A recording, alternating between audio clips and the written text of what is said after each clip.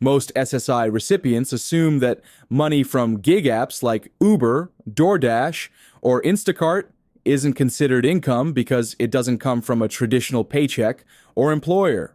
But here's the truth. The Social Security Administration, SSA, defines income broadly as any money you receive that can be used for food or shelter. That includes money that lands directly in your checking account or digital wallets like Cash App, Venmo, or PayPal. So, if you're delivering food, giving rides, or shopping for groceries on your own schedule, those app deposits could impact your monthly SSI payment, even if no one sends you a W-2. This misunderstanding has caused thousands of people to accidentally trigger overpayments or temporary suspensions of their benefits. SSA systems can identify those deposits through automated financial checks, and when your reported income doesn't match your bank activity, the system flags your case for review. What most people don't realize is that these reviews are often triggered automatically, not because someone reported you, but because SSA is cross-matching electronic data through its access to financial institutions' AFI program.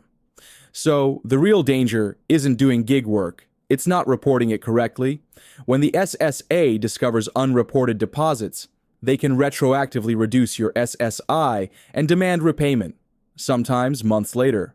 And the key detail, you only have until the 10th day of the following month to report income changes, whether through your local office, phone, or the My Social Security portal. Failing to meet that simple deadline can cost you hundreds of dollars. When you open or update your SSI case, the SSA verifies your bank accounts using a system called Access to Financial Institutions, AFI. This system automatically checks your balances and deposits through your bank's data network, not just when you apply, but also during redeterminations and continuing eligibility reviews. It allows SSA to see direct deposits, recurring transfers, and unusual inflows, helping them detect income that could affect your eligibility. In short, they don't need you to tell them where the money comes from. The system already knows if your account shows consistent incoming payments. AFI works by comparing your total account balances against the SSI resource limits of $2,000 for individuals and $3,000 for couples. But it also helps identify regular deposits that look like earnings. For example, if your DoorDash earnings hit your checking account every Friday, those transfers appear as recurring income. Even if you move the funds to Cash App or Venmo, SSA can trace the origin once the money first reaches your bank. They then classify that income based on whether it's earned work or unearned gifts, passive money, etc. Let's consider a real-world example. Suppose Mary, an SSI recipient in Florida, uses Uber Eats part-time. She cashes out daily, and her bank shows 5 small deposits per week, $45 here, $60 there. Each of those counts as earned income in the month received. Even if she immediately withdraws or transfers it, the deposits are still visible to SSA during AFI checks. This is why recipients should never assume gig income is invisible. The system is now nearly fully automated nationwide as of 2025. SSA considers income as any money or in-kind support that can help you pay for food or shelter. That means cash, direct deposits, Zelle transfers, or even gift cards that can buy groceries are all potentially countable. However, there's been one important rule change. Since September 30th, 2024, food received from others no longer counts as in-kind support and maintenance, ISM. So, if a friend brings you dinner, that doesn't reduce your SSI anymore. But if someone pays your rent or utility bill, it still can. Gig app earnings are treated as earned income from self-employment. SSA uses your net earnings from self-employment, NESE. That's your profit after business expenses. For drivers, that includes gas, car maintenance, tolls, and platform fees. SSA averages that profit across 12 months to calculate how much to subtract from your benefit each month. So even if you earn more in one month and less in another, the SSA smooths it out using your yearly net income from your Schedule C or 1099. Even peer-to-peer apps like Cash App or Venmo are included if the funds are available to you. It doesn't matter whether the IRS issues you a 1099-K form. SSI rules are based on availability, not reporting thresholds. For example, even if your total annual earnings stay below the IRS's $5,000 1099-K reporting limit, SSA can still count the money as income for SSI if it shows up in your accounts. Here's where the SSA math comes in. When you earn money through Uber or DoorDash, SSA doesn't count every dollar. They first calculate your net earnings from self-employment, NESE, subtracting legitimate business costs like mileage and service fees. Then they apply several earned income exclusions to reward work. The first $20 of any income, if not used elsewhere, plus $65 of earned income, and then they exclude half of what's left. Let's break that down with an example. Suppose you earn $1,200 this month from DoorDash and spend $300 on gas and repairs. That leaves $900 anezi. Subtract $20 plus $65 equals $85. That leaves $815. SSA only counts half of that, $407.50. The 2025 federal SSI rate for individuals is $967 per month.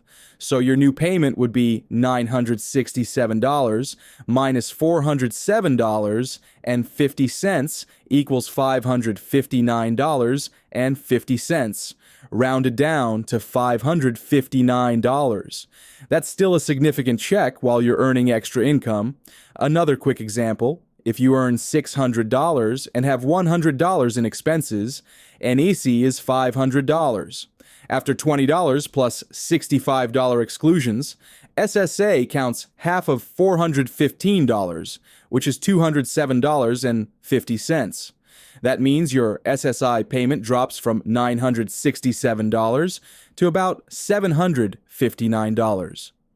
This calculation shows why reporting is critical. If you don't tell SSA about those earnings, they'll still find out later through AFY or tax data, and then send an overpayment notice demanding repayment of the difference. The most important date for any SSI recipient doing gig work is the 10th of the following month. That's the deadline to report any income changes, whether through a phone call, SSA field office, or your online account. If you report late, SSA can assess overpayments that stack up month after month, sometimes totaling thousands of dollars before you even realize it. The key is to keep a paper or digital receipt showing your report was received, since that's your only proof if a dispute arises later. Self-employed recipients like gig drivers have slightly different reporting rules. SSA may estimate your monthly earnings using past averages and then adjust later based on your tax return. So, it's vital to track your deposits, mileage, and expenses yourself to prevent inaccurate assumptions. A simple spreadsheet or even your DoorDash earnings summary can help SSA calculate your net earnings from self-employment correctly. Here's a practical example. Mike, an SSI recipient in Texas, forgot to report 3 months of Uber earnings while waiting for his 1099. SSA later flagged his deposits through AFY, recalculated his payments, and billed him for $1,350 in overpaid benefits. If Mike had reported those earnings monthly, he could have avoided the debt entirely. The lesson: when in doubt, report it out, always before the 10th. Many gig workers don't realize that expenses can reduce how much of their income counts against SSI. The SSA only counts your net profit, not your gross deposits. That means every legitimate business cost, like gas, oil changes, car washes, or the Uber Instacart service fee helps lower your countable income. You can even deduct a portion of your phone bill or data plan if it's used for your gig work. Always save digital receipts or app statements as proof during redetermination. In addition to regular business deductions, SSA also allows impairment-related work expenses, IRWEs, for people with disabilities. These are costs you must pay out of pocket to work, such as medical devices, specialized transportation, or therapy that helps you maintain employment. IRWEs are subtracted after the standard $20 and $65 exclusions, providing even more savings. This can be critical for drivers who require mobility devices or adaptive equipment. Finally, there's the Plan to Achieve Self-Support, PASS. This program lets SSI recipients set aside income or resources for a specific goal, such as saving for a car, buying work equipment, or starting a business. Money set aside under an approved PASS plan doesn't count against SSI income or resource limits. In 2025, SSA has updated PASS guidelines to make approval faster and paperwork simpler, a major help for gig workers trying to become fully self-sufficient. Income affects your SSI for the month you receive it, but any money still sitting in your account on the first day of the next month becomes a resource. If your total resources, cash, checking, and savings exceed $2,000 for individuals or $3,000 for couples, you lose SSI eligibility for that month. This is where many gig workers run into trouble. They earn extra income, don't spend or document it, and then accidentally cross the limit at month end. AFI makes this easier for SSA to catch. During reviews, the agency can automatically check your bank balances, including savings and recurring deposit patterns. If the system flags that you ended the month with, say, $2,400, your benefits can be suspended until you bring your balance back below the limit and provide receipts showing the spend down was legitimate, like rent, groceries, or medical costs. For instance, Angela, a part-time Instacart shopper in Ohio, earned $700 one month and forgot to pay her phone bill until the next month. Her end-of-month balance hit $2,250, just $250 over the limit. SSA suspended her SSI for that month and reinstated it after she provided receipts. If Angela had moved $300 into an ABLE account, which allows up to $100,000 in protected savings for people with disabilities, she could have avoided the suspension entirely. A big reason people get in trouble is confusion about what counts. Many gig workers believe that because they don't get a W-2 or a paycheck, it's not considered income. That's false. SSI cares about receipt and availability, not the type of form or employer. Gig income is self-employment income, and every deposit from apps like Uber or DoorDash counts once it's available to you. Another myth is that digital wallets like Cash App or Venmo are invisible. They're not. If the money can be used for food or shelter, SSA counts it, even if it's just sitting in your app balance. Whether it's your main bank or a side wallet, the agency looks at all accessible funds. These peer-to-peer platforms may not report to SSA directly, but once those funds touch your linked checking account, they appear in AFI data. Finally, many recipients still believe that receiving food or groceries can reduce their benefits. That rule changed in late 2024. Food help from others no longer counts as in-kind income, though help with rent or utilities still can. So, while accepting meals or groceries won't hurt your SSI anymore, those DoorDash or Uber deposits will, if they're not properly reported and accounted for. Many people believe that if they start earning even a small amount from gig apps like Uber or DoorDash, their entire SSI check will vanish. That's not true. The SSA uses a structured formula that actually rewards work by excluding certain portions of income. Here's how it works in simple terms. SSA starts by taking your net earnings from self-employment. That's what's left after subtracting your legitimate business expenses, such as gas, car maintenance, platform fees, and even a portion of your phone bill. From that figure, the first $20 of any income is completely ignored, followed by another $65 of earned income. After these exclusions, SSA counts only half of the remaining amount toward reducing your SSI payment. To put this in perspective, imagine you earned about $900 in net earnings for the month after expenses. SSA would subtract the $20 and $65 exclusions, leaving $815.